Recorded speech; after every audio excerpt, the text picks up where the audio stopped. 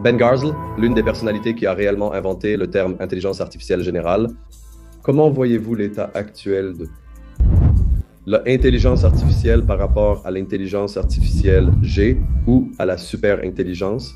Elle accomplit certainement des choses à l'échelle nanométrique. Il y a toujours différentes façons d'interpréter des termes de cette nature.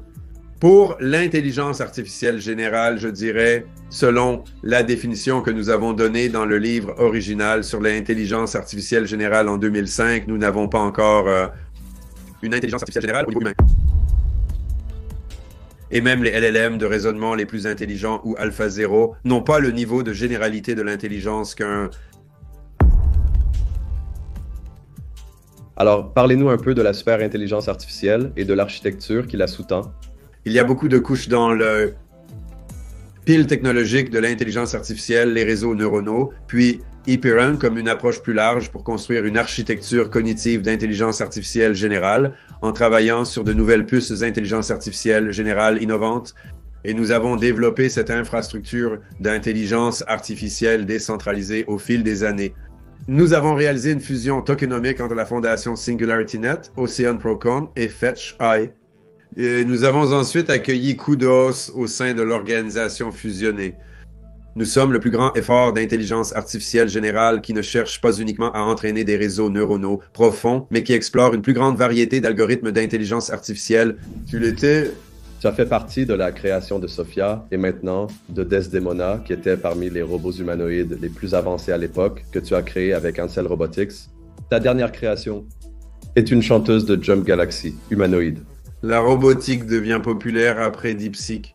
J'ai dirigé l'équipe logicielle derrière le robot Sophia et la petite sœur de Sophia, Grace, qui travaille dans la robotique médicale. Et puis Desdemona, qui est la chanteuse principale et poétesse dans le rêve de Desdemona, qui est le groupe de rock que je joue aussi des claviers et je chante dedans.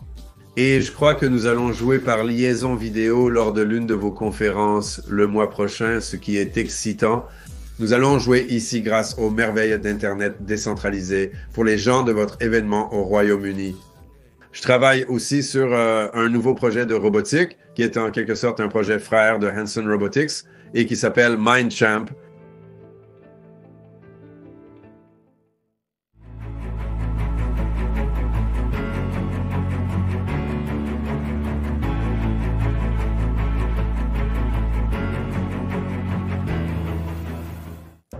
Bonjour et bienvenue dans l'émission podcast YouTube de Denis Guarda, une fois de plus propulsée par businessabc.net, citiesabc.com et wisdomia.ai. Nous continuons à mettre en avant les acteurs, les créateurs et surtout les personnes qui repoussent les limites de la technologie. Aujourd'hui, je suis très heureux d'accueillir à nouveau dans notre émission l'un des pionniers de l'intelligence artificielle. En fait, c'est lui qui a inventé le terme intelligence artificielle générale en 2003. Ben Goertzel est le fondateur et président-directeur général de SingularityNet, une plateforme d'intelligence artificielle décentralisée qui utilise la technologie blockchain pour offrir un accès ouvert aux services d'intelligence artificielle. Avec sa place de marché d'intelligence artificielle, les développeurs peuvent monétiser leurs innovations en utilisant le jeton AGIX. SingularityNet utilise une intelligence artificielle avancée pour développer des projets comme SOFIA, le robot humanoïde, en collaboration avec Hanson Robotics. Ben a été activement impliqué dans des projets pilotés par l'intelligence artificielle tels que Rejuve, DAI, Mindplex et Jam Galaxy, qui font tous partie de l'écosystème SingularityNet. Desdemona, un robot humanoïde doté d'un talent pour la musique et la créativité, est une star de la pop intelligence artificielle développée par SingularityNet dans le cadre d'un autre projet similaire. Ben est également le chanteur et joue du clavier pour le groupe Jam Galaxy, le tout premier groupe dirigé par un robot humanoïde, Desdemona. Ben est également le membre fondateur de l'Alliance d'intelligence artificielle supérieure, Alliance d'intelligence artificielle supérieure, qui unit FetchEye, SingularityNet, Ocean Protocol et Kudos afin de construire un écosystème d'intelligence artificielle décentralisé, éthique et accessible. Ben a publié plus de 25 livres et environ 150 articles techniques couvrant l'intelligence artificielle G et des domaines connexes. Parmi ses publications notables figurent Intelligence artificielle générale en 2015, La théorie générale de l'intelligence générale, une perspective pragmatique du modèle paterniste, en 2021, et Golem, vers une méta-architecture de l'intelligence artificielle générale, en 2014. Ben Guersel est honoré de vous avoir ici à nouveau dans cette émission et vous êtes déjà venu 2 fois. Donc, depuis ce temps, beaucoup de choses se sont passées. Et je voudrais commencer d'abord par l'intelligence artificielle générale. Donc, en tant que l'une des personnalités et chercheurs en intelligence artificielle dans le monde, qui a en fait inventé ce terme, et ce terme a été utilisé dans de nombreux domaines différents. Donc, à la fois comme une sorte de, je dirais, course au danger de l'intelligence artificielle, course au danger, ainsi qu'un point de référence pour l'innovation, un point de référence aussi pour voir comment nous allons être entre l'intelligence artificielle et les humains et dans tous les différents domaines. Donc, j'aimerais voir que vous avez inventé ce terme et comment vous le voyez aujourd'hui. Oui, quand j'ai commencé à lire sur l'intelligence artificielle étant enfant au début des années 1970, il n'y avait pas vraiment besoin de faire la distinction entre ce que nous appellerions aujourd'hui l'intelligence artificielle étroite et ce que nous appellerions l'intelligence artificielle générale. L'intelligence artificielle générale, je veux dire, la notion d'intelligence artificielle dans la science-fiction a toujours été ce que nous appellerions aujourd'hui l'intelligence artificielle générale, n'est-ce pas? C'était toujours des machines capables de penser comme des humains, voire plus intelligentes que les humains. Et au début, lorsque le domaine de l'intelligence artificielle a été lancé dans les années 50, c'est vers cela qu'il tendait au fil des décennies, en passant par les années 70, 80, 90. Il est devenu clair que le domaine de l'intelligence artificielle avait du mal à réaliser la pensée à usage général, la créativité, l'imagination du type que les humains peuvent avoir dans les ordinateurs, mais il réussissait très bien à créer des programmes qui accomplissaient des tâches spécifiques, difficiles, apparemment intelligentes dans un certain sens, comme jouer aux échecs, diagnostiquer des maladies, prédire le marché et ainsi de suite. Ce n'était pas le cas, il me semblait. Il était utile de distinguer le fait d'essayer de créer des programmes qui font des choses intelligentes particulières de celui d'essayer de créer des programmes capables de dépasser ce que vous leur avez programmé, qui peuvent le faire des bons de généralisation, d'imagination et de créativité au-delà des schémas présents dans leurs données d'entraînement et leur programmation. Et c'est ce que je voulais dire par une intelligence artificielle générale, un système capable de généraliser au-delà de son histoire avec au moins l'imagination, l'ambition et la créativité sans limite dont les humains sont capables, n'est-ce pas? Et la création du terme lui-même a été en quelque sorte un effort collectif. C'est venu parce que j'étais en train de publier un livre dont le titre provisoire était Intelligence artificielle réelle, mais j'ai toujours su que c'était un titre temporaire parce que l'intelligence artificielle étroite est toujours réelle. Elle n'est simplement pas aussi ambitieuse que je pensais que je pourrais l'être. Donc, nous échangions différentes idées pour le titre du livre. Je crois que Pei Wang, un chercheur chinois en intelligence artificielle générale et un vieil ami à moi, a suggéré intelligence artificielle générale, intelligence artificielle générale, mais même si je suis fortement pro-queer, gay ne semblait pas être l'acronyme idéal à utiliser pour cet objectif. Et Peter Voss ou Shane Legg, d'autres personnes sur la liste de diffusion des auteurs du livre, ont suggéré eh bien, peut-être réarrangeons-nous l'ordre pour obtenir intelligence artificielle générale, ce qui ressemble à intelligence générale, qui est le quotient intellectuel, n'est-ce pas? Donc, au final, nous avons publié un livre édité par moi-même et mon collaborateur de longue date, Cassio Penmachine, intitulé Intelligence artificielle générale. Et ce volume édité, sur lequel nous avons commencé à travailler en 2002, est sorti chez Springer Verlag en 2005. Je veux dire, c'est ce qui a vraiment mis la notion d'intelligence artificielle générale sur le devant de la scène. Je veux dire, nous avons découvert plus tard qu'un gars nommé Mark Guber avait déjà utilisé ce terme dans un article sur la nanotechnologie en 97. Donc, qui sait vraiment où ce terme est apparu pour la première fois? Quelqu'un l'a peut-être déjà utilisé avant cela. J'ai lancé en 2006 une série de conférences annuelles appelée la conférence Intelligence artificielle générale. Nous aurons la 25e en août à l'Université de Reykjavik et je pense que cette conférence a permis de maintenir à la fois le concept d'intelligence artificielle générale vivant et de faire avancer la recherche réelle vers l'intelligence artificielle générale. Et maintenant, je dirais que la série de conférences Intelligence artificielle générale a été la principale focalisation pour les chercheurs. travaillant sur l'intelligence artificielle générale à partir d'une grande variété d'approches, plutôt que simplement en essayant d'entraîner des modèles de langage de plus en plus grands, ce à quoi pense une grande partie du monde commercial lorsqu'ils pensent à l'intelligence artificielle générale. Aujourd'hui, il existe en fait un domaine beaucoup plus large de recherche sur l'intelligence artificielle générale, mené non seulement par mon équipe, mais aussi par une diversité de chercheurs qui viennent aux conférences intelligence artificielle générale et y présentent leurs travaux. Donc, c'est un terme mythique pour l'instant, donc à partir du concept. En ce moment, je dirais qu'il y a un énorme débat dans la communauté de l'intelligence artificielle et scientifique autour de l'intelligence artificielle générale. Et si nous sommes en train d'atteindre l'intelligence artificielle générale ou non. Et nous avons des personnes comme Sam Altman, les gars d'Anthropic et beaucoup d'autres qui disent que nous y arrivons lentement.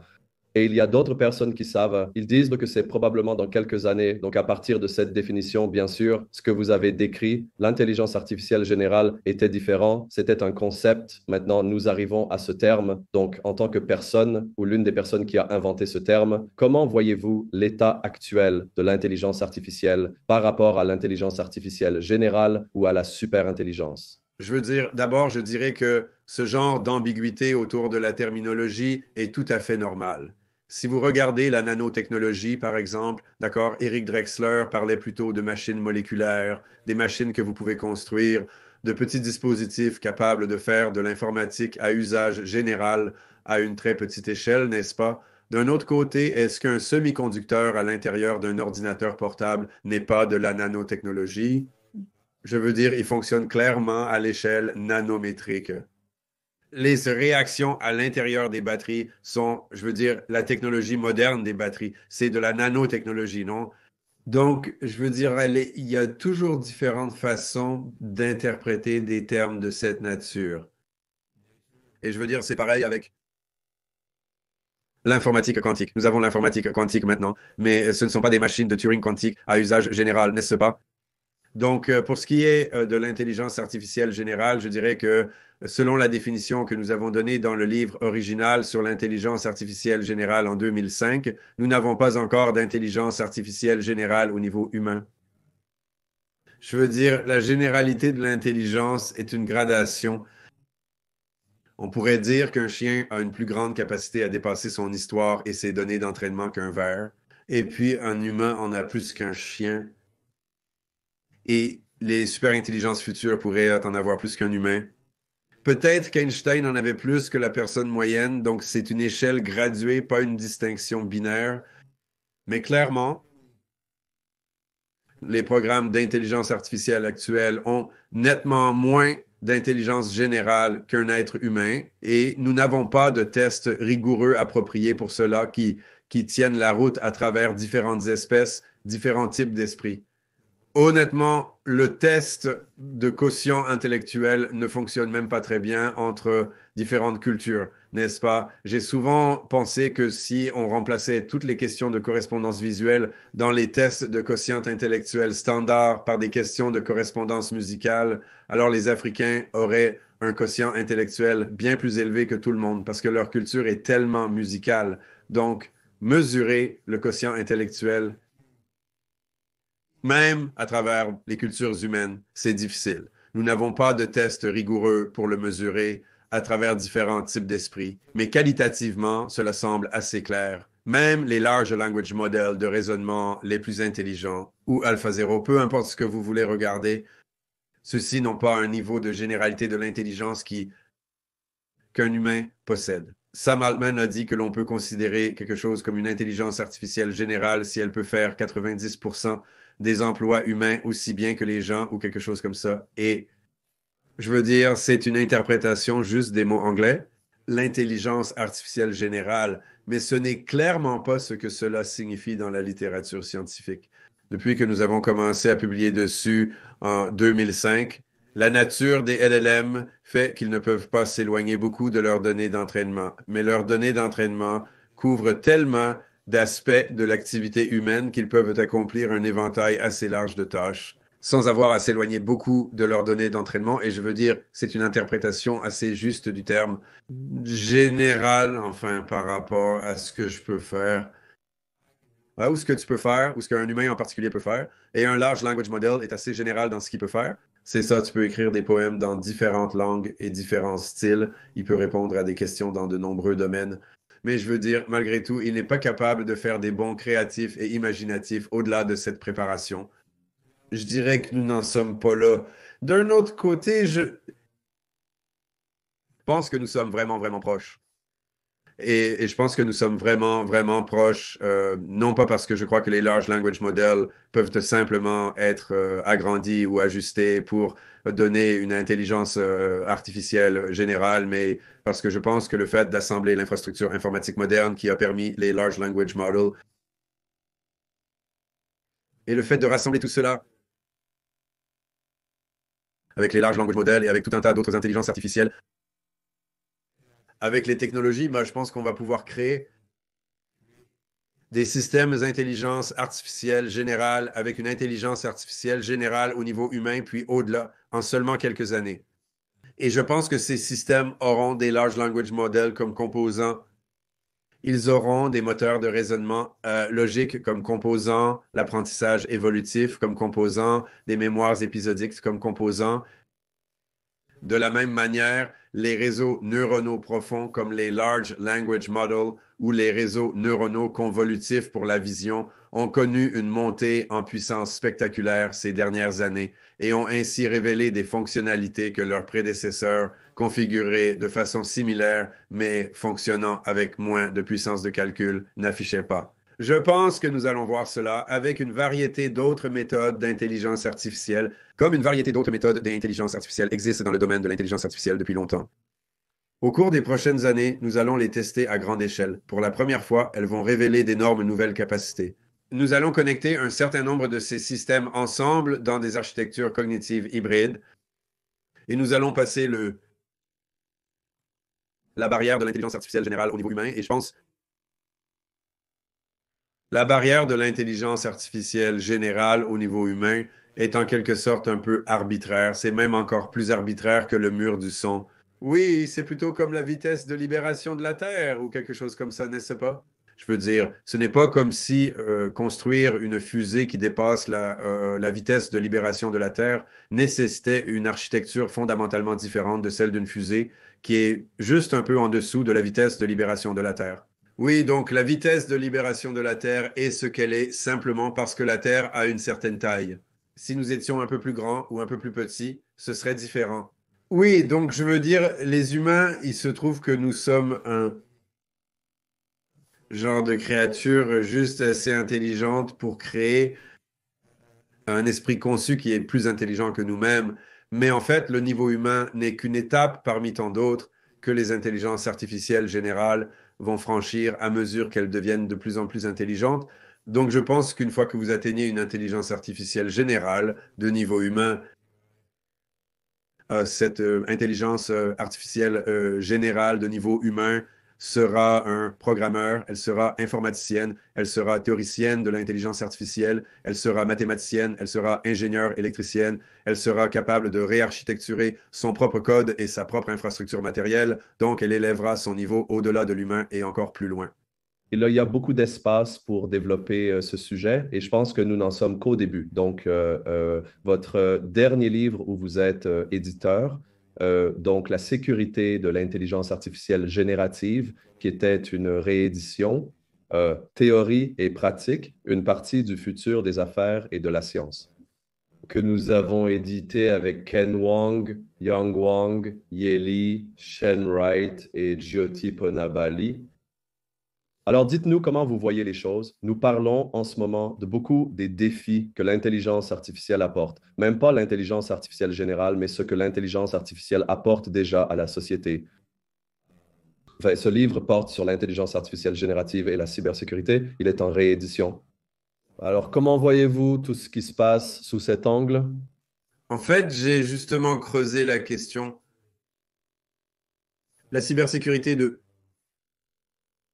l'intelligence artificielle générative un peu plus depuis ce livre, même parce que mon gendre, Paolo Zebello, le mari de ma fille, est un hacker en cybersécurité et un chercheur par excellence. Et nous, Nous avons publié un article sur Arxi il n'y a pas longtemps décrivant une architecture pour les LLM qui sont résistants à certains types de cyberattaques appelées attaques par injection de prompt. Et ce qui est devenu évident en cherchant comment concevoir des LLM plus sécurisés, c'est qu'il est vraiment étrange que personne ne réfléchisse à cela de manière très créative. Je veux dire, la façon dont les gens abordent la sécurité des Large Language Model S, c'est d'essayer d'ajouter la sécurité après que le Large Language Model soit terminé. Donc, c'est comme si vous ajoutiez des garde-fous par-dessus. Vous essayez de faire un réglage final des instructions en gardant la sécurité à l'esprit, alors que la façon dont Paolo et moi l'avons conçu, vous feriez quelque chose de différent. Vous intégreriez la sécurité directement dans l'architecture du Large Language Model lui-même. Donc, si vous avez certaines instructions système que vous devez utiliser encore et encore, vous entraîneriez un réseau pour ces instructions système et vous figeriez ce code afin que personne ne puisse le modifier, n'est-ce pas? Donc, cela vous protège immédiatement contre les attaques d'injection de prompt. Et ensuite, il vous faut un composant de raisonnement intelligent qui peut essayer de détecter quand quelqu'un tente de contourner cette instruction système câblée et codée en dur. Ensuite, vous pouvez utiliser une sorte de graphe de connaissances en cybersécurité pour effectuer un raisonnement symbolique à ce sujet. Donc, Paulos et moi avons conçu un Large Language Model, un réseau d'intelligence artificielle générative qui intègre la sécurité dans l'architecture sous-jacente et le mécanisme d'entraînement. Nous n'avons testé cela qu'à petite échelle jusqu'à présent. Mais ce qui est intéressant, c'est que j'ai vu récemment un article de blog de Google sur ce qu'ils font pour la cybersécurité des Large Language Models concernant l'injection de prompt et d'autres types d'attaques. Et ce n'est pas une insulte envers Google, qui est une entreprise incroyable ayant révolutionné tant de choses, mais ce n'est pas, je ne dirais pas que c'est une approche vraiment faible, mais l'approche qu'ils adoptent est logique et fonctionnera en grande partie. C'est une approche peu inventive, n'est-ce pas? Cela ne montre pas le genre d'inventivité que Google a démontré lorsqu'ils ont inventé le réseau de neurones Transformer ou AlphaGo ou AlphaZero ou autre chose. Donc, il semblerait... Les gens ne font pas de pâtisserie. La sécurité dès la conception dans les Large Language Models. Et c'est la même chose de façon plus générale si vous pensez à la sécurité contre une super intelligence artificielle qui déraille ou quelque chose comme ça. Ils n'intègrent pas vraiment la sécurité dès la conception dans la façon dont ces systèmes d'intelligence artificielle sont architecturés. Ils avancent simplement aussi vite qu'ils le peuvent pour atteindre leurs objectifs commerciaux, n'est-ce pas? Donc, je veux dire, si vous regardez comment la connaissance est représentée à l'intérieur des Large Language Models modernes, c'est incroyablement embrouillé. Par exemple, la façon dont la connaissance en physique est représentée est complètement entremêlée avec la façon dont la connaissance en chimie est représentée d'une manière qui n'est pas nécessaire. Vous savez, si vous entraînez des réseaux neuronaux en utilisant des algorithmes différents de ceux utilisés par les grandes entreprises technologiques, si vous entraînez un réseau neuronal en utilisant l'apprentissage évolutif, par exemple Neuroevolution of Evolving Topologies, l'évolution neuronale des topologies, si vous entraînez un réseau neuronal en utilisant le codage prédictif plutôt que la rétropropagation, vous pouvez obtenir des réseaux neuronaux qui ont des représentations désentremêlées ou non entremêlées, où la connaissance en physique et la connaissance en chimie ne sont plus mélangées dans le schéma de connectivité de l'intelligence artificielle, pas plus qu'il n'est raisonnablement nécessaire, n'est-ce pas? Et cela rend beaucoup plus facile pour un réseau neuronal de s'introspecter et de comprendre ce qu'il fait lui-même. Cela rend également beaucoup plus facile pour les gens de regarder à l'intérieur du réseau neuronal et de comprendre à quoi le réseau neuronal pense, n'est-ce pas? Mais travailler sur une représentation des connaissances qui n'est pas excessivement embrouillée n'est pas non plus réalisé à l'intérieur des réseaux neuronaux, ni dans les réseaux neuronaux des grandes entreprises, des initiatives de recherche, pour la même raison que la sécurité dès la conception pour se protéger contre les attaques par injection de prompt n'est pas mise en œuvre parce qu'ils avancent aussi vite que possible pour gagner des parts de marché et atteindre leurs objectifs commerciaux particuliers, n'est-ce pas? Et donc, d'un côté, dans mon travail avec Paulos, en allant au-delà de ce qui était dans ce livre que tu as déjà mentionné, parce que ce domaine progresse tellement rapidement, n'est-ce pas? Dans mon travail avec Paulus, nous essayons d'expliquer comment rendre les large language models plus sûrs et dans certains de mes travaux de R&D chez SingularityNet, nous travaillons sur le codage prédictif et l'évolution neuronale pour essayer de créer des représentations moins embrouillées à l'intérieur du réseau neuronal, ce qui permet une meilleure autocompréhension réflexive et plus de transparence pour les humains. En même temps, avec un travail non basé sur les réseaux neuronaux que nous faisons vers l'intelligence artificielle générale, avec le système OpenCog Hyperon que nous construisons, qui est un grand métagraphe en mémoire vive, faisant évoluer la logique ainsi que des réseaux neuronaux de manière synergique. Dans ce système, nous intégrons la sécurité dès la conception.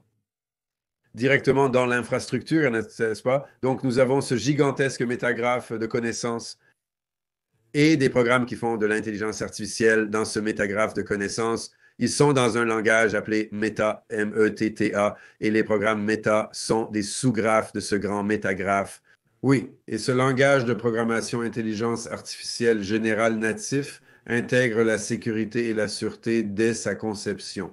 Pour les programmeurs qui nous écoutent, chaque bloc de code définissant une fonction peut être chiffré avec les clés privées de plusieurs parties différentes. Ainsi, vous ne pouvez voir les valeurs des variables locales que si vous possédez les bonnes clés pour vous connecter.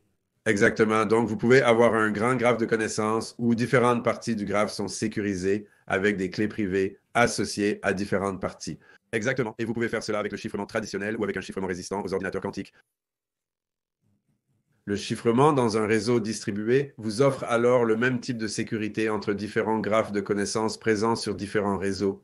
Donc, en ce moment, nous faisons tourner nos réseaux neuronaux avec Torch et une infrastructure traditionnelle et nous faisons de l'intelligence artificielle évolutive logique symbolique à l'intérieur de l'Atom Space, ce grand métagraphe en mémoire vive.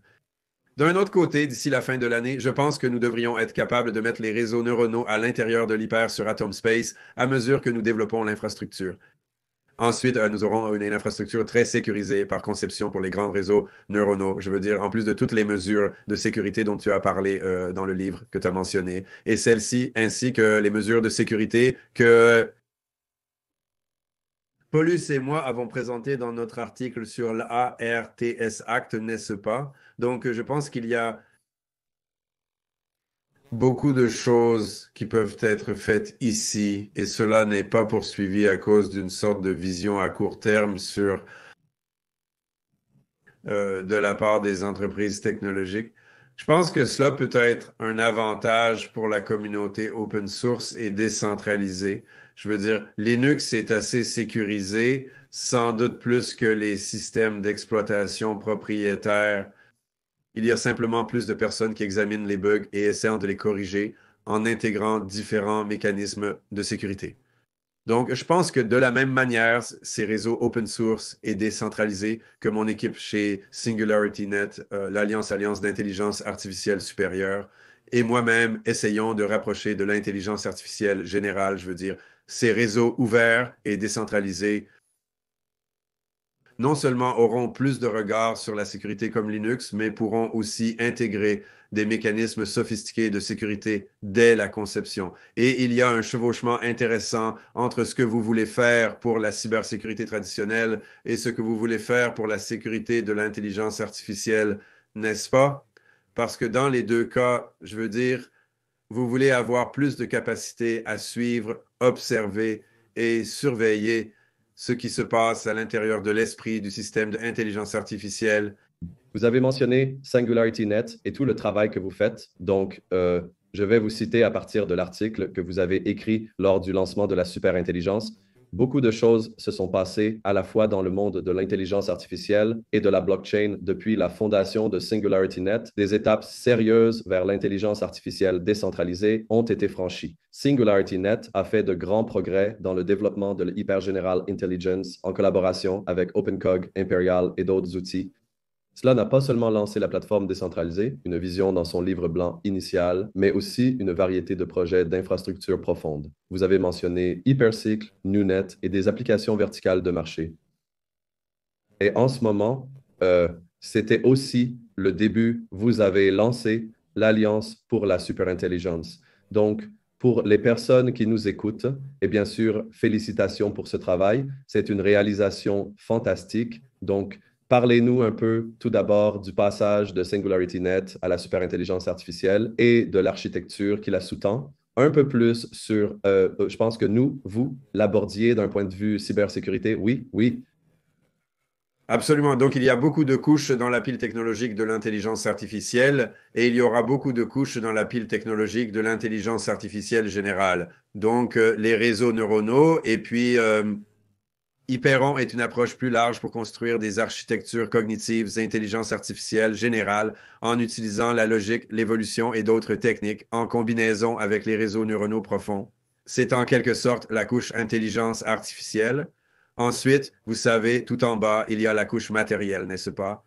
Vous avez les architectures informatiques, les unités centrales de traitement, les GPU, et dans ma société True Intelligence Artificielle Générale, nous travaillons sur de nouvelles puces intelligence artificielle générale.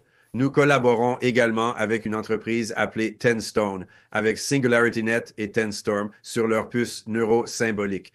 Mais entre le niveau des algorithmes et le niveau matériel, il y a aussi toute une infrastructure logicielle. Il y a des logiciels intermédiaires là-dedans. Et ce que fait SingularityNet, est en quelque sorte décrit de manière peu attrayante comme, vous savez, une couche middleware entre le matériel et les systèmes d'intelligence artificielle. Ce que fait SingularityNet, c'est essayer de vous donner une alternative au déploiement de votre algorithme d'intelligence artificielle sur Amazon Web Services, Azure, Google Cloud ou autres. À la place, vous voulez pouvoir déployer votre système d'intelligence artificielle sur une couche d'infrastructure décentralisée. Donc, vous avez un tas de nœuds dans le réseau SingularityNet. Vous pouvez déployer des parties de votre système d'intelligence artificielle sur ces différents nœuds. Chaque nœud effectue son propre raisonnement d'intelligence artificielle et ils communiquent entre eux. Et ils s'exécutent ensuite sur une constellation de différentes machines où les différentes machines, c'est vous. Et vous savez, elles peuvent être possédées et contrôlées par différentes personnes et les machines peuvent entrer et sortir de ce réseau, n'est-ce pas? Donc, cette couche middleware utilise la blockchain parce que la blockchain est la meilleure technologie que nous ayons aujourd'hui pour coordonner un vaste réseau mondial de machines sans propriétaire central ou contrôleur. Je veux dire, nous avons ensuite lancé un jeton de crypto-monnaie associé à ce réseau qui était à l'origine le jeton intelligence artificielle générale que nous avons lancé en 2017.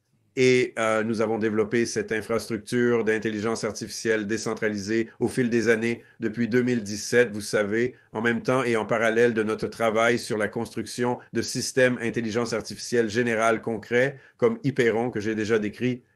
Nous n'étions pas les seuls à penser à cela en 2017-18.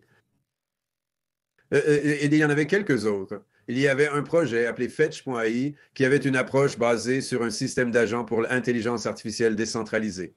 Il y avait Ocean Protocol qui se concentrait sur la décentralisation, les données et la gestion décentralisée des métadonnées associées aux ensembles de données et l'année dernière, nous avons réalisé une fusion tokenomique entre la fondation SingularityNet, le programme Ocean et Fetch.ai. Plus tard, nous avons accueilli Kudos, un projet d'infrastructure informatique d'intelligence artificielle tokenisée dans l'organisation fusionnée que nous avons appelée l'Alliance d'intelligence artificielle supérieure. Il s'agit donc d'une sorte de fusion inhabituelle. Nous innovons aussi dans le domaine des affaires, ainsi qu'en structure d'entreprise et en intelligence artificielle. SingularityNet, Fetch, Ocean et Kilos restent des organisations distinctes avec leur propre gestion, leur plan de projet, etc. Mais nous avons pris nos crypto-tokens et les avons fusionnés en un seul token. Pour le moment, ce token s'appelle toujours FUT, le token Fetch, car c'était le plus important de ces 4 projets en termes de capitalisation boursière. Cette année, je pense que nous allons procéder à la transition du symbole boursier vers le token Alliance d'intelligence artificielle supérieure pour Artificial Super Intelligence et nous lancerons probablement vers la fin de cet été la chaîne Alliance d'intelligence artificielle supérieure qui est une nouvelle blockchain de couche 1. Il est probable que la version testnet sorte même dès le mois de juin. Et La chaîne Alliance d'intelligence artificielle supérieure sera vraiment la première blockchain de couche, un conçu spécifiquement pour l'intelligence artificielle générale décentralisée. Donc, le langage de contrat intelligent pour cette blockchain est Meta, le même langage de programmation intelligence artificielle générale dont nous venons de parler, n'est-ce pas? Donc, nous prenons certaines des choses que nous avons conçues au niveau de l'intelligence artificielle et nous les ramenons au niveau de l'infrastructure afin que vous puissiez écrire un algorithme d'intelligence artificielle, puis exécuter votre script d'intelligence artificielle comme un contrat intelligent. Bien sûr, tout ce que vous faites au niveau de l'intelligence artificielle n'a pas besoin d'être un contrat intelligent, mais c'est formidable d'avoir cette portabilité entre les différentes couches. Nous pouvons ensuite lancer différents shards de ce réseau de la chaîne Alliance d'intelligence artificielle supérieure, effectuant différents types d'intelligence artificielle. Nous pouvons avoir un shard qui fait de l'intelligence artificielle pour la finance décentralisée. Nous pouvons avoir un shard pour l'entraînement de modèles neuronaux. Nous pouvons avoir un shard pour Hyperon. Et les différents shards de la chaîne Alliance d'intelligence artificielle supérieure peuvent exécuter différents algorithmes de consensus et différentes logiques décentralisées. Ils peuvent alors tous se connecter ensemble. Nous pouvons également créer des nœuds hybrides dans la chaîne Alliance d'intelligence artificielle supérieure, reliant la chaîne Alliance d'intelligence artificielle supérieure à d'autres réseaux blockchain qui existent déjà et qui veulent profiter de ce que propose la chaîne Alliance d'intelligence artificielle supérieure. Donc, il y a donc toute une série de travaux sur l'infrastructure décentralisée avec la chaîne Alliance d'intelligence artificielle supérieure que nous allons lancer dans quelques mois en complément du travail sur Hyperon et les réseaux neuronaux profonds et aussi en complément du travail que nous faisons avec la véritable intelligence artificielle générale TensorFlow, etc., sur une infrastructure matérielle personnalisée pour l'intelligence artificielle générale. Et nous avons besoin que toutes ces couches de la pile fonctionnent ensemble. C'est beaucoup de travail. La bonne nouvelle, c'est que nous en sommes maintenant au point où les outils d'intelligence artificielle permettent de faire tout ce travail de plus en plus rapidement, n'est-ce pas? Les outils d'intelligence artificielle sont eux-mêmes désormais des accélérateurs du progrès de l'intelligence artificielle, ce qui n'était pas vraiment le cas il y a quelques années, n'est-ce pas? Donc, je pense que c'est un signe que la singularité est effectivement proche, n'est-ce pas?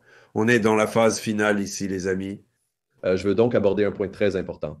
Dans un monde où l'intelligence artificielle prend le contrôle de tous les modèles socio-économiques et cela devient maintenant officiel, même la science-fiction, je pense, devient trop réelle. Je pense que nous sommes déjà dans une sorte de Blade Runner. Je sais que tu aimes la science-fiction, moi aussi, et je pense que nous sommes dans la première étape de Blade Runner. La superintelligence artificielle ACI. Peux-tu regarder dans mes yeux et dire si je suis un humain ou est-ce que ça ne Fonctionne pas? On peut toujours le voir. Je peux toujours le voir. Mais avec toi, je suis ouvert à ça parce que tu peux vraiment construire quelque chose de plus avancé, mais c'est toujours là. L'une des choses que tu as mentionnées, c'est que tu construis un écosystème d'infrastructures et d'applications favorisant l'innovation décentralisée pour un avenir meilleur. Et c'est en fait l'un des moteurs que tu as. Donc, dans un monde où la plupart des systèmes d'intelligence artificielle actuels sont très centralisés et deviennent également très complexes, et je pense que si tu regardes surtout le parallèle entre l'Internet et l'intelligence artificielle à leur création, c'est que sur Internet, il y avait beaucoup d'innovations et un ou deux ont fini par dominer. Donc, ma question est, comment peut-on, le travail que vous faites avec l'EACI, créer ce Linux d'animation décentralisée, mais aussi une intelligence artificielle générale et une ACI bénéfique, une infrastructure de recherche ouverte et partagée, et surtout comment la collaboration décentralisée peut-elle prendre forme pour constituer une super intelligence qui serve tout le monde, parce que je pense que c'est la plus grande question que quelqu'un en Afrique se pose ou quelqu'un qui n'est pas dans le problème. Et même en ce moment, les étudiants qui sortent des universités s'intéressent à cela parce que nous avons un écart numérique très important. Et maintenant, l'intelligence artificielle. La première chose que je dirais en réponse à votre question, c'est que quelques grandes entreprises n'ont pas pris le contrôle d'Internet. Oui, je veux dire, cela s'est produit dans une certaine mesure, mais le fait que cela ne se soit pas produit totalement est assez important. Par exemple, je peux envoyer un email à quelqu'un à l'université d'Ispahan en Iran en ce moment, si je le souhaite. Je ne peux pas lui envoyer de l'argent légalement parce que je suis citoyen américain et qu'il y a toutes ces sanctions. Mais d'un autre côté, je peux échanger des idées, ce qui est possible parce qu'Internet est un protocole ouvert et décentralisé, n'est-ce pas? Et vous savez, mon vieil ami Alexandre Elbakian, qui travaillait autrefois dans le domaine de la conscience, a lancé il y a quelques années quelque chose appelé PsyHub, qui est illégal selon diverses lois sur le droit d'auteur. Je ne promeux pas que quelqu'un fasse des activités illégales, sauf s'il le souhaite, mais je pense néanmoins que le fait que PsyHub et LibGen, BitTorrent, toutes ces choses existent, vous savez, cela indique que la prise de contrôle d'Internet par quelques grands gouvernements et grandes entreprises technologiques n'est pas vraiment complète. Vous pouvez accéder à des articles de recherche sans payer Elsevier 30 $ par article, ce qui, même si PsyHub est illégal, je veux dire, si vous êtes un chercheur indépendant au Liberia ou ailleurs, comment allez-vous payer 30 $ pour consulter un article scientifique? Vous n'allez tout simplement pas le faire, n'est-ce pas? Donc, je veux dire, le fait que quelqu'un ait contourné la loi pour utiliser Internet pour rendre la recherche plus largement accessible à ceux qui n'ont pas les moyens de payer, je veux dire, c'est précieux pour faire avancer la connaissance, même si c'est juridiquement problématique, n'est-ce pas? Donc, je pense que l'Internet est tellement ouvert et n'a pas été pris en main, ce qui est instructif quant au pouvoir des protocoles décentralisés concernant l'intelligence artificielle. Il y a eu un document qui est sorti de Google il y a quelques années sur le thème Il n'y a pas de fossé. Et c'était, je crois, un document interne de Google qui a, d'une certaine manière, inévitablement fuité. L'idée, c'était que, oui, les grandes entreprises technologiques sont en tête dans les réseaux neuronaux profonds, mais je veux dire, les données sont disponibles. Les algorithmes sont disponibles. Il y a beaucoup d'ordinateurs partout. Il n'y a pas vraiment de fossé. Et ça, c'était environ 1 an avant DeepSeek, n'est-ce pas? Parce qu'il a vraiment prouvé qu'en effet, il n'y a pas de fossé, n'est-ce pas? Je veux dire, DeepSeek a montré un fonds spéculatif chinois. On peut dire qu'ils ont peut-être dépensé des centaines de millions de dollars en R et D et en expérimentation. Et ensuite, ils ont quand même dépensé 6 millions de dollars ou peu importe pour entraîner leur modèle initial particulier. Donc, ce n'est pas quelque chose qu'un hacker africain moyen pourrait faire sur son smartphone ou autre. D'un autre côté, ce n'était pas au niveau que les gens pensaient à ce qu'il faudrait dépenser pour créer un modèle de cette nature. Donc, je veux dire, je pense... oui, les grandes entreprises technologiques ont une avance. C'est vrai qu'elles travaillent en étroite collaboration avec quelques grands gouvernements. D'un autre côté, vous savez, ce n'est pas comme si l'industrie des avions à réaction ou quelque chose comme ça, où il y a un petit nombre d'entreprises qui sont prêtes à construire des avions à réaction et créer sa propre start-up pour construire quelque chose au niveau d'un 777. Ça va prendre du temps, même si vous avez des connaissances conceptuelles de comment bien faire les choses. Je veux dire, les choses avancent très vite dans le domaine de l'intelligence artificielle. Et tout comme DeepSeek est apparu de nulle part, je pense qu'il est tout à fait plausible qu'un projet d'intelligence artificielle décentralisée puisse rassembler les données et la puissance de calcul nécessaires pour créer quelque chose de plus intelligent que tout ce que les grandes entreprises technologiques ont fait dans le domaine de l'intelligence artificielle, mettant ainsi à niveau en tirant parti des efforts intellectuels de personnes du monde entier, n'est-ce pas? Et c'est justement ce que nous essayons de faire dans SingularityNet et dans l'Alliance d'intelligence artificielle, Supérieure Alliance. Mais il y a aussi d'autres personnes qui travaillent dessus. Je veux dire, je dirais, avec notre équipe à l'Alliance d'intelligence artificielle Supérieure Alliance et sa constellation de projets écosystémiques associés, je dirais que nous sommes le plus grand effort d'intelligence artificielle générale en dehors des grandes entreprises technologiques. Nous sommes le seul effort sérieux d'intelligence artificielle générale dans le monde des technologies décentralisées. Dans le monde de la blockchain, nous sommes le plus grand effort d'intelligence artificielle générale qui ne cherche pas seulement à entraîner des réseaux neuronaux profonds, mais qui explore une plus grande variété d'algorithmes d'intelligence artificielle et d'algorithmes cognitifs. Mais cela dit, nous n'avons pas non plus tant de moyens. C'est vrai, il y a beaucoup d'autres personnes brillantes à travers le monde qui regardent notre code open source, qui lisent nos articles et qui mènent leurs propres projets de recherche incroyables. Et j'essaie de les encourager en les rassemblant lors de la conférence Intelligence artificielle générale que nous organisons chaque année, y compris en août prochain à Rectifique. Donc, je pense c'est beaucoup plus ouvert que ce que les grands médias dominés par les gouvernements et les grandes entreprises technologiques voudraient vous faire croire. Je veux dire, les médias sont en partie contrôlés par le gouvernement et les grandes entreprises technologiques, mais la réalité est beaucoup plus ouverte et hétérogène que ce que vous pourriez penser en lisant les principaux blogs technologiques, journaux et ainsi de suite.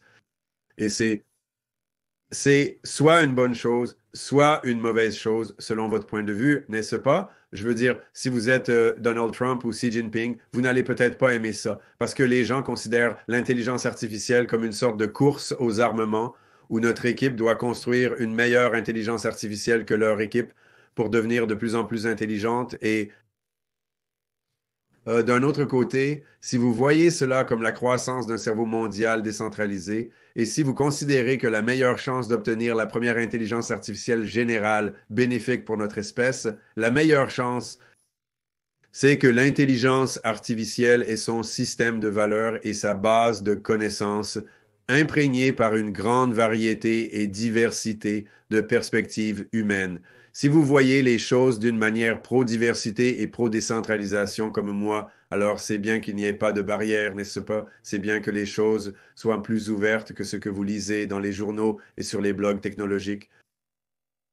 Oui, Aristides est complètement un grand fan de ce que vous faites parce que si nous pouvons offrir à ces chercheurs un espace où ils peuvent réellement contribuer, nous pouvons avoir un espace beaucoup plus dynamique. Vous avez participé à la création de Sophia et maintenant de Demona, qui était parmi les robots humanoïdes les plus avancés à l'époque, que vous avez créé chez Hanson Robotics. Et je dirais qu'ils ont captivé l'imagination du public mondial et ils n'ont cessé de repousser les capacités et les possibilités de la robotique depuis lors. La robotique n'est pas encore totalement grand public, mais elle prend de plus en plus d'ampleur et c'est en train de devenir une grande industrie qui est encore principalement vue sous un angle industriel. Mais maintenant, on commence aussi à voir beaucoup d'essais pour aller vers des robots humanoïdes avec des capacités créatives ou des possibilités de conciergerie ou d'assistance.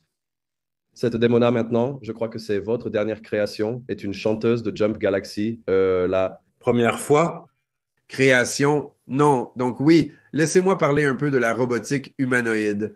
Je pense que la robotique humanoïde devient populaire après DeepSeek, principalement pour des raisons commerciales plutôt superficielles et immatures, où les gens se disent, eh bien, s'il n'y a pas de barrière pour les logiciels, dans quoi pouvons-nous investir et nous protéger contre les concurrents? Eh bien, le matériel est plus difficile à reproduire rapidement, investissons dans les robots. Les robots arrivent, n'est-ce pas? Et je veux dire, c'est bien d'investir dans des domaines technologiques avancés et prometteurs pour n'importe quelle raison, n'est-ce pas? Je pense vraiment que, en réalité, les principaux goulets d'étranglement dans la robotique humanoïde sont en fait des goulets d'étranglement logiciels, pas des goulets d'étranglement matériels. Donc, je pense que nous avons maintenant des robots qui peuvent effectuer toutes les actions physiques qu'un humain peut faire, pratiquement aussi bien qu'un humain. Les problèmes sont le coût de fabrication d'un matériel vraiment performant, puis les logiciels de contrôle, n'est-ce pas? Et donc, c'est super qu'il y ait plein d'équipes qui travaillent sur tous ces aspects. Donc oui, j'ai dirigé l'équipe logicielle derrière le robot Sophia et la petite sœur de Sophia, Grace, qui s'occupe de la robotique médicale, et puis Dedemon, qui est la chanteuse principale et poétesse dans Dedemon's Dream, le groupe de rock dans lequel je joue aussi du clavier et chante. Et je pense que nous allons jouer en visioconférence lors de l'une de vos conférences le mois prochain, ce qui est excitant. Nous allons jouer ici, sur l'île de Vachon près de Seattle, et grâce aux merveilles d'Internet décentralisé, les gens à votre événement au Royaume-Uni pourront voir notre groupe et aussi avoir un clone de Desdemone présent à l'événement, n'est-ce pas? Je travaille aussi sur un un nouveau projet de robotique qui est en quelque sorte un projet sœur des robots Handsome qui s'appelle Mind Children. Nous construisons un robot qui fait, je dirais, environ 1,10 m, appelé l'enfant de l'esprit. Je vais tenter quelque chose d'aventureux ici et me promener dans l'autre partie de ma petite chambre d'intelligence artificielle et je ne vais pas essayer de démarrer l'enfant de l'esprit pendant cette interview, mais on peut au moins le regarder, jeter un œil à mon nouveau meilleur ami, l'enfant de l'esprit. Alors bonjour, oui, donc ce gars-là est plus petit que les robots Hansen comme Desdemona et Sophia. Et en fait, il est éteint pour le moment, mais il a un visage humanoïde, c'est un visage expressif, pas expressif de la même manière que Sophia et Desdemona pour l'instant, mais de différentes façons. Je veux dire, il peut faire une variété d'expressions faciales et il y a des petits écrans LED derrière les yeux pour que vous puissiez montrer beaucoup plus d'expression avec les yeux que sur Sophia et Desdemona, en fait. Mais nous avons construit ce robot plus petit pour avoir quelque chose de moins cher à fabriquer et moins susceptible de vous écraser si jamais il tombe ou quelque chose comme ça. Donc, nous expérimentons avec ceci pour donner à nos esprits intelligence artificielle générale en phase initiale qui fonctionne sur SingularityNet et Hyperion, une certaine expérience incarnée. Nous les développons également avec une perspective commerciale, initialement pour le secteur de l'éducation, par exemple pour aider les enfants à l'école et dans les programmes extrascolaires, etc. Ensuite, probablement après l'éducation, nous passerons au secteur médical comme le robot Grace. Je veux dire, ils sont plus petits et peuvent être moins chers que le robot Grace fabriqué par Hansen Robotics. Donc, ceux-ci sont en phase de prototype pour l'instant. Nous avons une usine prête à les fabriquer en Corée du Sud et ils commenceront probablement à être déployés dans les écoles sud-coréennes, puis chez nous aussi. Il y a un aspect commercial. Un aspect de R&D en intelligence artificielle générale, mais similaire aux robots Hansen, qui sont les meilleurs amis des enfants de l'esprit, parce que nous avons Desdemone qui vit ici, dans le même laboratoire, n'est-ce pas? Similaire au robot Hansen, notre objectif principal ici est l'interaction sociale et émotionnelle, une sorte de compréhension du monde humain au quotidien. Comprendre la compréhension de l'humain, la culture humaine, les valeurs humaines. Je veux dire, nous avons des mains qui peuvent saisir des objets, les manipuler et faire certaines choses physiques. Ils sont à roulette plutôt qu'avec des jambes pour le moment. Même si c'est modulaire, on peut leur mettre des jambes quand on veut, mais le but principal est simplement d'avoir quelque chose qui peut réaliser des activités significatives, partagées avec des personnes dans un environnement physique commun, parce que je pense que ce n'est pas seulement vraiment utile pour une variété d'applications pratiques. Je veux dire, c'est aussi la façon dont on intègre la culture et les valeurs humaines dans l'esprit de l'intelligence artificielle générale, n'est-ce pas?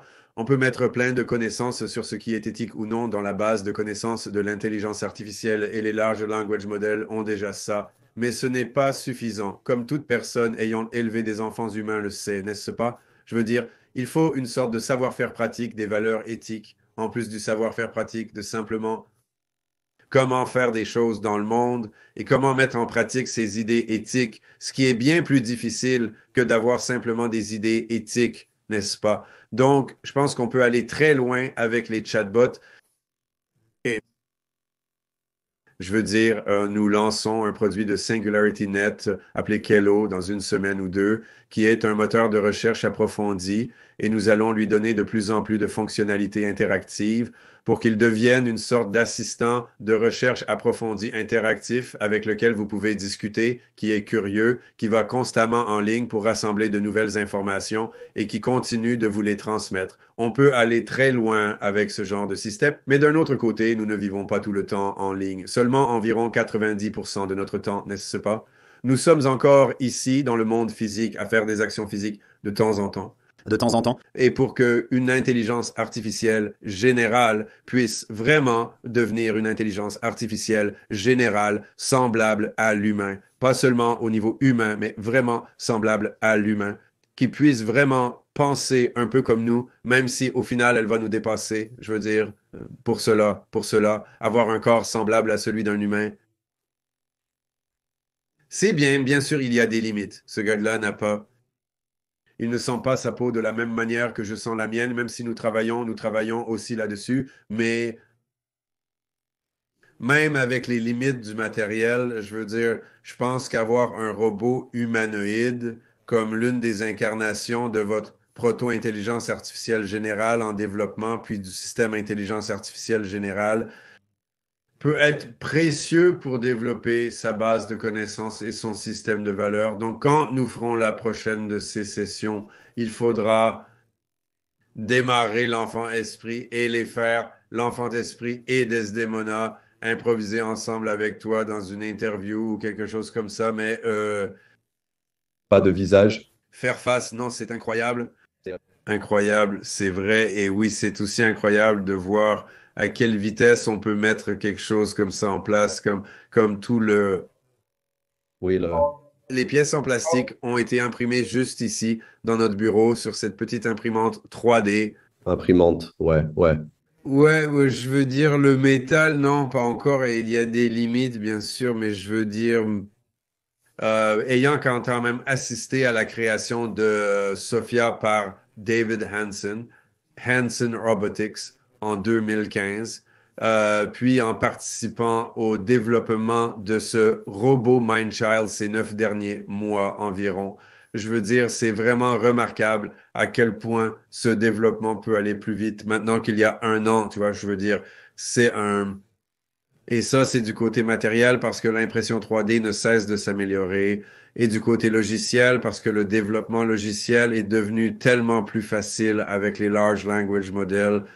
Donc maintenant, tu as un réseau de neurones comme un modèle langage vision action entraîné sur un robot, mais il peut se transférer sur un autre robot. Tu vois? Ce n'était absolument pas possible il y a quelques années. Maintenant, ce n'est pas encore innover et expérimenter avec créativité comme les humains peuvent le faire. Pour cela, nous devons connecter le modèle langage-vision-action avec des techniques d'intelligence artificielle plus intéressantes. Mais maintenant, nous expérimentons avec ça, tu vois. Donc, on expérimente avec la narration interactive avec le robot, où le robot est d'un côté de la table, un enfant humain est de l'autre côté de la table, et il y a divers objets sur la table. Ensuite, le robot et l'enfant jouent des histoires ensemble, comme oh ce petit gars court le long de la table, il me poursuit, à l'aide, à l'aide. Tu vois, donc il faut que le robot et l'enfant puissent inventer une histoire ensemble tout en déplaçant les objets physiques ensemble. Et je veux dire, c'est des choses simples, mais d'un autre côté, ça aide l'intelligence artificielle à sembler entrer dans le même espace mental qu'un enfant humain, tout en étant là dans le même espace physique que l'enfant humain, tu vois. Et puis, bien sûr, tu peux faire ça dans le même graphe de connaissances en arrière-plan que tu utilises pour faire de la démonstration mathématique automatisée ou pour découvrir de nouvelles thérapies de longévité ou autre chose, tu vois. Et ensuite, tu peux automatiquement relier toutes ces connaissances au sein du même genre de graphe de connaissances décentralisées, tu vois. Donc, c'est assez intéressant de voir à quelle vitesse toutes ces pièces peuvent être réunies de nos jours. C'est pourquoi je pense que l'intelligence artificielle générale et la singularité sont en fait proches, même si tu n'y arrives pas juste en augmentant l'échelle des large language models, tu vois. Je veux dire, tu y arrives en prenant les large language models et tout un tas d'autres méthodes d'intelligence artificielle, en les faisant toutes évoluer, en les connectant toutes ensemble et en mettant cette architecture cognitive derrière les chatbots, les robots, les démonstrateurs de théorèmes et tout un tas d'autres applications. Mais la vitesse à laquelle on peut faire tout ça était vraiment remarquable comparée à il y a seulement un an. Et les grandes entreprises technologiques avancent aussi très vite.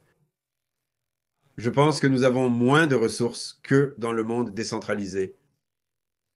Mais je pense que nous avons une réflexion plus claire sur la façon d'atteindre et de dépasser l'intelligence artificielle générale au niveau humain, parce que nos pensées ne sont pas obscurcies par la recherche incessante du profit et de la supériorité des entreprises, n'est-ce pas? Je veux dire, nous voulons quand même créer des produits que les gens peuvent utiliser Nous voulons effectivement générer des revenus, mais nous pouvons être plus latéraux et hétérogènes à ce sujet grâce à la présence de plusieurs entités différentes dans un écosystème qui travaille ensemble et au fait que c'est ouvert et décentralisé, ce qui nous permet d'impliquer de plus en plus de parties différentes à travers le monde pour nous aider dans cette quête extrêmement importante.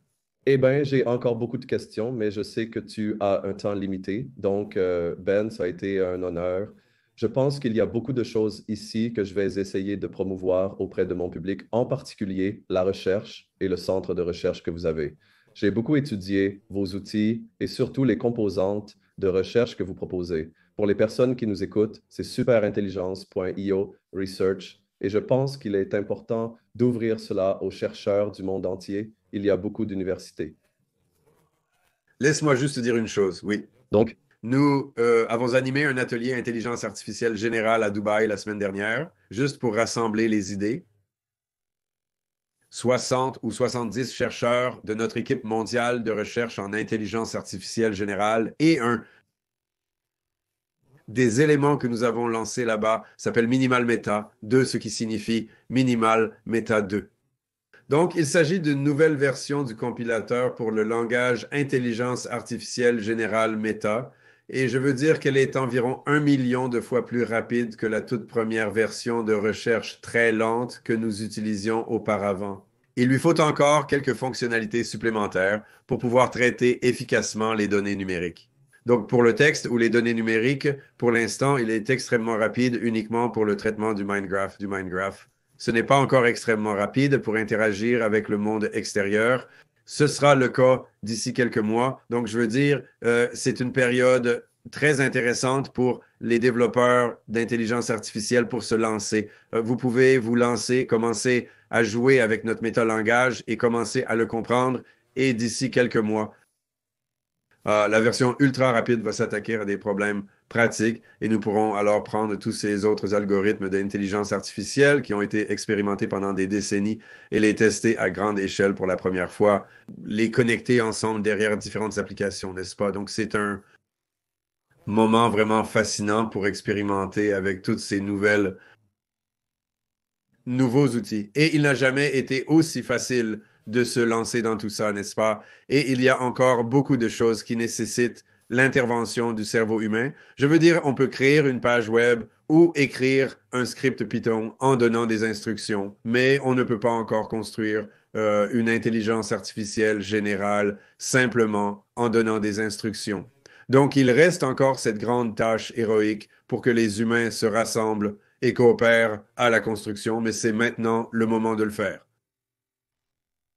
non, fantastique. Eh bien, Ben, je sais que tu dois y aller, donc je veux te remercier pour ce moment. Nous allons essayer de partager cela avec notre public et je travaille avec beaucoup d'universités à travers le monde, donc je vais particulièrement surveiller quelques robots, intelligence artificielle et laboratoires pour qu'ils s'engagent avec l'Alliance de la superintelligence artificielle et surtout avec les recherches que tu mènes à la fois en robotique et dans tous les différents domaines. Merci beaucoup, Ben. Très bien. Merci beaucoup.